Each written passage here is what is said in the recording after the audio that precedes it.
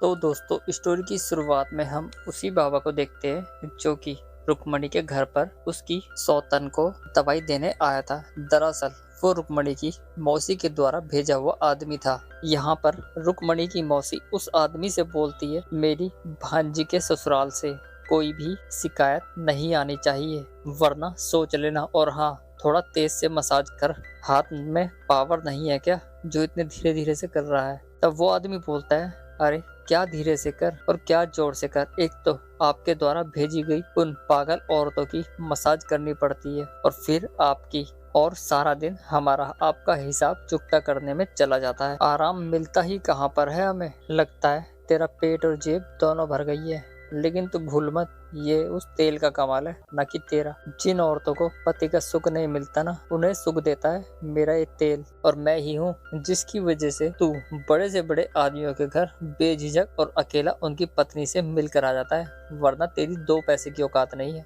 यहाँ पर वो आदमी बोलता है, आपके तेल की वजह से मैं इतना ज्यादा परेशान हो गया हूँ कि बता भी नहीं सकता। पहले उनकी मसाज करो, फिर उन्हें सुख, जिसके बाद मेरी हालत पतली हो जाती है, मुझे जरा सा भी आराम नहीं मिल पाता। यहाँ पर वो अपनी मालकिन को समझाकर जाने लगता है। वो बोलता है, आज मैं बहुत थक गया हूँ तो मुझे आज जाने दो। इतना बोलकर जैसे ही वो बाहर निकलने को तैयार था, तभी मालकिन उसका हाथ पकड़ के रोक लेती है। वो बोलती है, अरे जा कहाँ है, अभी रुक जा, मेरी सेवा कौन करेगा। जिसके बाद मौसी जी बिना देरी किए ही उसके साथ रोमांटिक कार्यक्रम करने लगती है। यहाँ पर हमें दोनों का एक पलंग तोड़ कार्यक्रम दिखाया जाता है। यहाँ पर दोनों सुख पा लेते हैं। कहानी में आगे हम रुक्मणी को देखते हैं जो कि बुक पढ़ रही थी कि तभी ठाकुर साहब रूम में आते हैं। वो बोलते हैं, रुक्मणी इधर आओ, मेरे पास आओ। वो उसे गोद में उठाकर बेड पर बैठाते हैं और बोलते हैं, आज मैं बहुत खुश हूँ। पता है रुक्मणी, चित्रा को आज मैंने बहुत दिनों बाद इतना खुश देखा। यहाँ पर रुक्मणी भी काफी खुश थी। वो बोलती है, हाँ क्या हुआ फिर? तो चलो दीदी के पास चलते हैं और उनसे ही पूछते हैं